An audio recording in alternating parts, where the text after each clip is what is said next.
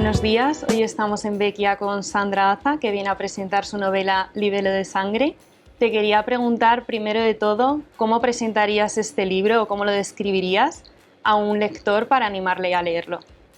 Bueno, buenos días, antes de nada. Bueno, pues Libelo de Sangre nos muestra un doble asesinato ritual que tiene un poco de rasgos herejes, con lo cual pues la Inquisición es la encargada de investigarlo. Surge un libelo de sangre, que son acusaciones falsas que culpan a los judíos de secuestrar niños cristianos y sacrificarlos, y entonces todo apunta a que se trata de un crimen ritual. Todo en los mentideros de la villa. Nos vamos a Madrid de 1620, en los mentideros de la villa surge este libelo de sangre contra un reputado escribano de la villa y su esposa. El hijo mayor, que es Alonso Castro y es el verdadero protagonista de la historia, escapa de la Inquisición y entonces inicia esa carrera desesperada para conseguir salvar la vida de sus padres, y esto le induce a sumergirse en los bajos fondos de un Madrid pues muy sórdido y muy peligroso, que él ha vivido siempre en un mundo bastante acomodado y no conoce. Entonces, por suerte, le cuenta con la ayuda de dos pícaros indigentes, de los muchos que poblaban el Madrid de aquella época, que le acompañan en toda su aventura y le enseñan a vivir en la indigencia y sobre todo a sobrevivir a ella y fundamentalmente mantenerse en alto para conseguir su objetivo, que es por todos los medios rescatar a sus padres. Y mencionabas el Madrid de los Austrias, la Inquisición. ¿Por qué se te ocurrió la idea de escribir sobre ello? Porque tú preguntas por qué, yo te digo cómo no. Es decir, es que son temas tan susceptibles de novelar. A mí el siglo de oro me fascina, el Madrid del siglo de oro ni te cuento, y la Inquisición es un tema que también pues siempre me ha gustado mucho. Yo soy abogada, el Tribunal de la Inquisición me ha suscitado siempre mucha fascinación, y bueno, pues mezclar los tres pilares, siglo de oro, Madrid e Inquisición, pues bueno, te sale un thriller histórico que yo creo que va a tener en tensión al lector desde el principio hasta el final. Sí, era la combinación perfecta. Sí. ¿Y tú cuando empiezas a escribir un libro ya tienes cerrado el final o es algo que va un poco sobre la marcha? Bueno, en este caso mi experiencia personal ha ido sobre la marcha. Yo tenía una idea original, ¿no?, que era esto, Inquisición, siglo de oro y Madrid, lo tenía clarísimo. Tenía un germen inicial que era un libelo de sangre, pero luego todas las tramas adicionales, todas las peripecias que corre Alonso, toda esa intriga que tiene al lector un poquito qué va a pasar, todo eso la verdad es que fue surgiendo poco a poco. Es como si el libro tuviera vida propia, ¿no?, y me fuera guiando, y bueno, pues yo me limité un poco a seguir mi instinto y a seguir la historia. Era fácil seguir ese instinto, ¿no? Sí, bueno, era fácil reconocer el instinto, pero a veces el instinto te decía, crea este personaje, y crea y no paraba de decirte, crea este personaje. Y claro, crear un personaje no es nada fácil, ¿no? Tienes que crear una persona, darle una apariencia física, un pasado, un presente, un futuro, unos gustos, una personalidad, una manera de hablar, un escalafón social. Entonces, cada vez que mi instinto me decía, ahora se me ocurría una trama y otra trama, y al final todo tenía que enhebrarse en la trama principal, esto a mí me tenía un poco preocupada, pero yo sí seguía siguiendo el instinto y siguiendo al libro. Un buen día todos los personajes, como por arte de magia, se enhebraron ellos solos, ¿no? Y bueno, parecía que se conocían sin yo haberlos presentado todavía. Y hablar sobre una época en la que no se está viviendo requiere de una investigación y una documentación bastante minuciosa. ¿Cómo ha sido ese proceso de documentación? Ha sido muy exhaustivo, porque claro, yo no quería limitarme a contar una historia, yo quería meter al lector dentro de la historia para que viviese esa tensión, para que estuviese con esa intriga de qué va a pasar, de todos los peligros que se viven, para que tuviera ese thriller constante. Yo quería meterle dentro de la historia, y entonces para eso realmente tienes que abismarte de tu realidad y meterte en esa época para darle ese escenario, ese marco histórico, que es el que le va a activar esos 5 sentidos para hacerle sentir allí, ¿no?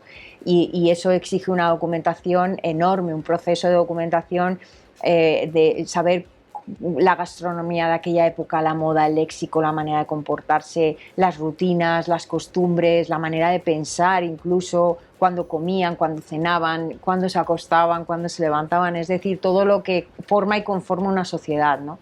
Y eso pues ha llevado un proceso de documentación muy grande, porque es muy minucioso y va mucho al detalle. Necesitas al final muchos conocimientos y son muchas cosas. Sí. Y te quería preguntar también sobre esa técnica que ya mencionabas, que quieres teletransportar un poco, por decirlo así, al lector a las situaciones, y realmente es como una técnica cinematográfica. Sí. Eso es muy difícil. ¿Cómo se consigue? Pues a mí yo simplemente llega un momento cuando tienes ese proceso de documentación que lo has llevado tan minucioso, al final ya estás ahí.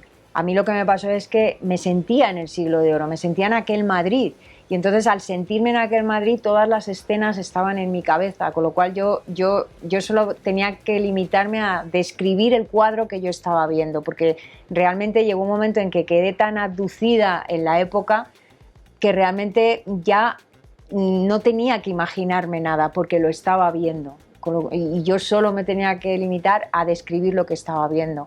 Y bueno, eso es lo que he intentado hacer. Entonces ese mismo viaje en el tiempo que he hecho yo, pues ahora quiero tenderle la mano al lector, ¿no?, para que se venga conmigo y que experimente lo mismo que experimenté yo. Y hablábamos de esas descripciones que son muy minuciosas y muy detalladas. Por ejemplo, en el caso de los tormentos, ¿cómo se consigue mantener el equilibrio entre no llegar al morbo y dar detalles específicos? Pues se consigue siendo realista. Es decir, no contando, hay mucho morbo en torno a la Inquisición y en torno a las torturas y demás. Entonces, para evitar el morbo te vas a la documentación. Los procedimientos de la Inquisición española están absolutamente transcritos, se transcribían todos y los tenemos todos a nuestra disposición en el Archivo Histórico Nacional. Así es que solo había que irse a uno de esos procedimientos o leerse todos, porque yo la verdad es que me he leído muchísimos procedimientos, y entonces ver exactamente cómo se terciaba pues cada una de las diligencias y los trámites inquisitoriales. Y al hacer eso, pues te estás rigiendo por la historia, no te estás inventando nada. Yo en el Libelo de Sangre me he inventado muchas cosas, porque todo es una ficción, es un thriller histórico que nace de mi imaginación calenturienta, pero lo que es el marco histórico es absolutamente riguroso. Todos los mecanismos y el engranaje de la Inquisición, en Libelo de Sangre, el lector se va a encontrar la Inquisición tal cual era, es decir, realista, ni morbosa, pero tampoco piadosa, es decir, era como era y no era nada piadoso, era una cosa muy dura y muy cruda, ¿no? Y eso, bueno, pues es lo que está descrito. Claro, quieres que el lector se meta realmente, pero que no se vaya un poco por las ramas, sino que lo conozca tal cual fue, ¿no? Exacto, tal cual fue, es decir, no contarle, no meterme en el morbo para alimentar el morbo y al final manipular unos hechos que no tengo derecho a hacerlo porque forma parte de la historia. Yo no tengo derecho a manipular la historia, yo la cuento, la he estudiado y la cuento. Y luego ya el lector que saque sus propias conclusiones, pero es muy fácil meterse atraer al lector con el morbo. Pero para mí el verdadero reto era atraer al lector con la realidad, contándote la realidad sin manipular los hechos ni para bien ni para mal. Esto es lo que ocurría y es tan interesante que no necesito morbo para tenerte atado al libro hasta el final y que cuando lo cierres de verdad te dé pena decirle adiós. Y bueno, cambiando un poco de tema, te quería hablar sobre Madrid, que en este caso, en esta novela, forma un personaje más. Y me llama la atención que a lo largo de la novela describes distintos lugares emblemáticos de Madrid, como por ejemplo la Puerta del Sol, y cuentas su origen o su significado. ¿Cuál dirías que te ha llamado más la atención? A mí me gustó mucho el origen de la calle del Carmen, que está en el libro, y del convento del Carmen, ¿no?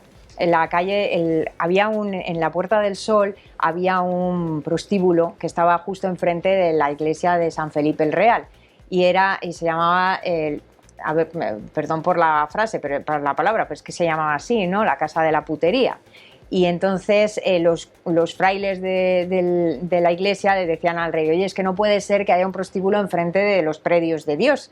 Y bueno, Felipe II, porque era en aquella época, Felipe II al final cedió y entonces mandó lo que es el prostíbulo a una calle que no tenía nombre y que estaba cerca de la Puerta del Sol. Los dueños del prostíbulo, bueno, pues para paliar un poco los inconvenientes de la mudanza, pues lo que hicieron fue primero cambiarle el nombre y pasó de ser de la Casa de la Putería a las Soleras. Y lo segundo fue que no se le ocurrió mejor idea que coger una virgen que habían robado de una iglesia de Toledo, le cerró los brazos, la vistió como una prostituta y entonces la puso en uno de los balcones de la casa donde habían instalado el nuevo prostíbulo. Sí. Y entonces contrataron a un enano que se ponía detrás de la Virgen y movía los brazos y tocaba el violín y movía los brazos incitando a los hombres a entrar. Entonces, bueno, eso en aquel Madrid nunca se había pregonado ni publicitado de manera expresa la lujuria. Y en aquel Madrid aquello fue cuesta abajo, todo el mundo, al día siguiente todo el mundo sabía que la Casa de la Putería ahora se llamaba Las Soleras y que estaba en una calle y que había una virgen, una meretriz, en un balcón incitando a los hombres a pecar. Bueno, esto claro, llegó dos frailes un día, el negocio, bueno, fue próspero por demás, ¿no? Llegaron dos frailes, reconocieron a la Virgen, que era la que habían robado en una iglesia de Toledo, y bueno, pues lo pusieron todo en manos de la Inquisición, al enano lo quemaron. El prostíbulo volvió otra vez a la Puerta del Sol enfrente de la iglesia, para mal de los frailes, y bueno, crearon allí un nuevo, para purgar un poco el pecado, construyeron un convento. El convento estaba bajo la advocación de San Dámaso, pero como la Virgen se la habían robado a los carmelitas de Toledo, pues se lo dieron a los carmelitas, y de ahí viene el convento del Carmen y la calle del Carmen. Esta es la historia, es un poco larga, pero es que es muy interesante. Es interesante y es necesario que se conozca también. Sí, sí. Y hablábamos ahora de los lugares emblemáticos, pero es que también con la novela se conoce el origen de refranes, que al final se empezaban a utilizar en esa época y a día de hoy se siguen usando. Sí. ¿Conoces algún refrán o te viene a la mente así alguno que sigamos utilizando y que probablemente mucha gente desconozca su origen? Bueno, refranes y expresiones. A mí una de las que más me llamó la atención fue la de poner y quitar la mesa. En aquella época las estancias pues no eran grandes y no se consideraba necesario tener una mesa de manera permanente para comer. Entonces lo que se hacía era, como allí todas las familias, menos los pobres de pobres, tenían criados, pues los criados a la hora de comer cogían dos caballetes, ponían una tabla, le ponían unos manteles encima y entonces ponían la mesa. Y cuando terminaban de comer, quitaban la tabla, quitaban los manteles, los caballetes y quitaban la mesa. Y de ahí viene este es el origen de poner y quitar la mesa. Hoy día cuando decimos pon la mesa, lo que haces es poner los platos encima de la mesa, pero no pones la mesa literalmente. Bueno, es que en aquella época se ponía y se quitaba la mesa literalmente. Ha derivado de ese primer origen a lo que conocemos hoy en día como poner y quitar la mesa. Y hablando del lenguaje, de esa riqueza del lenguaje, al final es de época y eso hace que sea más castizo. ¿Cómo ha sido escribir una novela con un lenguaje que cambia bastante al lenguaje que utilizamos hoy en día? Bueno, a ver, no es un castellano antiguo, es decir, que se entiende bien. Lo que ocurre es que a lo mejor, pues en vez de un personaje llamar cobarde a otro, pues le llama temebrisas, y en vez de llamarle camorrista, o le llama buscarruidos, o fabricavientos, o a un maleante es asustasierpes, o a un pobre es azotacalles, o lamesuelos, o lamecharcos. Estas eran las expresiones muy castizas que se utilizaban en aquel momento. ¿Cómo lo he hecho? Yo creo que personalmente lo que he hecho ha sido irme a la literatura del Siglo de Oro, pero no a leer sobre la literatura del Siglo de Oro, sino al origen, a la literatura, porque ¿quién mejor que los que vivieron allí me van a contar cómo se hablaba allí? Pues ellos. Entonces me he ido a ellos y la verdad es que esa ha sido mi fuente de información fundamental en lo que al lenguaje se refiere. ¿Y qué piensas que ha sido lo más gratificante de escribir Libelo de Sangre para ti? Para mí escribir Libelo de Sangre ha sido un camino de vida, porque yo he vivido muchísimas cosas desde que empecé a escribirlo. y sobre todo ha sido un baño de humildad. Yo creía saber mucho sobre Madrid, por eso me empecé a escribir, pero luego desde el primer capítulo ya, cuando la página en blanco, se me planteó el reto de describir la casa de un pobre, es decir, cómo eran sus suelos, sus techos, tenían ventanas, no tenían, qué tipo de ajuar tenían, cómo eran los platos, es decir, todas esas cosas que no son grandes rasgos, sino que son lo pequeñito, lo del día a día, ¿no? Todo esto para mí ha sido un baño de humildad cuando te das cuenta, empiezas a estudiar, a profundizar y te das cuenta de lo muchísimo que ignoras, que sí que puedes saber mucho, pero ignoras también mucho. Y por supuesto la gran experiencia y la gran alegría ha sido después, ¿no? El feedback del libro es maravilloso, que Planeta se haya fijado en mí el micrófono, que Planeta se haya fijado en mí es un sueño hecho realidad, y después pues los lectores que se han venido a llamar libelianos, se ha formado lo que se llama una comunidad del libelo. Sí. Bueno, todo esto es un regalo, esto recompensa todo, la verdad. Y mencionabas eso tan gratificante, pero también hay otra parte, que es qué es lo que más te ha costado de escribir esta novela. La soledad y el sacrificio que implica escribir, porque al final esta novela tiene mucha vida mía, pero también tiene mucha vida de mi gente. Le he dedicado momentos a esta novela que no eran de la novela, eran de mi gente, de mi familia, de mi marido, de mis amigos. Eso ha sido duro porque implica mucho sacrificio, implica muchos momentos.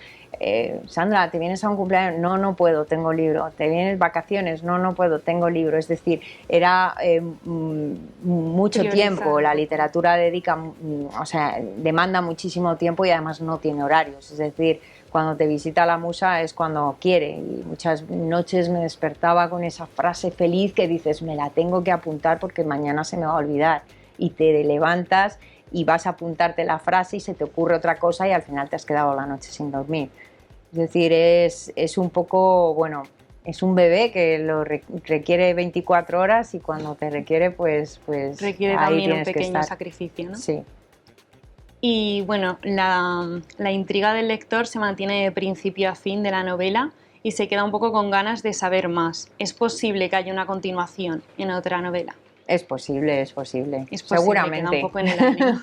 Seguramente. Me he quedado, yo creo que el lector se quedará atrapado en la historia igual que me he quedado yo. Y cuando le diga adiós al libro, pues yo creo que querrá más. Que cabe esa posibilidad. Cabe. Y al principio de la entrevista mencionabas que antes te dedicabas a la abogacía y ahora te has pasado a la literatura. ¿Cómo ha sido el paso de una profesión a otra? Ha sido un salto al vacío absoluto, porque yo cuando empecé a escribir Libelo no sabía lo que iba a pasar. Simplemente había ahí una historia dentro de mí, quería salir, no me dejaba tranquila, y al final yo era muy feliz ejerciendo la abogacía, me encantaba, soy abogada por vocación, pero tenía una historia y un sueño que al final pudo más y me obligó, digamos, a aparcar mi vida para darle vida al sueño, ¿no? Y bueno, pues aquí está el sueño. Lo has conseguido, el sueño. Sí. Nació. ¿Y cuándo comenzó tu pasión por la literatura? Desde siempre, desde siempre. Yo he sido una lectora pertinaz desde siempre y yo me recuerdo desde que tengo uso de razón escribiendo historias. Yo siempre he escrito diarios. Mi querido diario, que yo tengo los diarios de aquellos años y son para reírse, porque era como, hoy estoy triste, diario, el chico que me gusta no me ha mirado. Estas cosas, ¿no?, de cuando escribes en aquella época, pero yo desde de toda la vida he escrito y he plasmado en negro sobre blanco lo que me nacía y lo que me surgía. Hay otra gente que lo hace dibujando, hay otra gente, yo lo hacía escribiendo. Tus primeros pasos los diste con los diarios, pero sí. También te quería preguntar si te acuerdas de cuál era el libro que más te gustaba cuando eras pequeñña. La historia interminable. Sí. De Michael Ende. Este fue el primer, siempre me he leído muchísimos libros de, pues, tipo de las colecciones de Puck, de los 5, bueno, de aquella época, ¿no? Pero el libro que a mí me marcó, porque fue el primer libro grande, digamos, que me leí, fue La historia interminable y El Señor de los Anillos, porque El Señor de los Anillos era una cosa así. Cuando me lo regalaron yo dije, pero esto es una cosa enorme, yo esto no me lo puedo leer, nunca me había leído un libro tan grande, y cuando me lo leí Y La historia interminable igual, fue mi gran amor, Atreyu. Yo me enamoré de Atreyu, que es uno de los personajes de La historia interminable, y bueno, lo recuerdo con muchísimo cariño aquella época. Durante la entrevista hemos estado hablando de distintos temas y ya para concluir un poco te quería preguntar si sigues alguna rutina o si tienes alguna manía a la hora de escribir. Bueno, mi manía es tener un termo con una infusión. Tengo que tener eso. Y mi otra manía es tener unas tijeras, porque yo cuando escribo me pongo, cuando no me sale la frase, cuando no lo consigo, cuando no me gusta el párrafo, me muerdo las uñas. Y entonces si tengo unas tijeras, pues en vez de mordérmelas me las corto. Pero si no tengo unas tijeras, voy a salir sin dedos con total seguridad de esa jornada. Entonces son necesarias las tijeras. Sí, son hiper necesarias, y la infusión también. O sea, tiene que haber un té, me da igual el que sea, la hierba que sea, pero y además tiene que estar en un termo. ¿Son manías? Manías. Bueno, pues hasta aquí ha llegado la entrevista. Te quería agradecer que nos hubieses dado todos estos minutitos en Vecchia. Y nada, que muchísimas gracias por presentarnos Livello de Sangre. Muchísimas gracias a vosotros, ha sido todo un placer. Muchas gracias.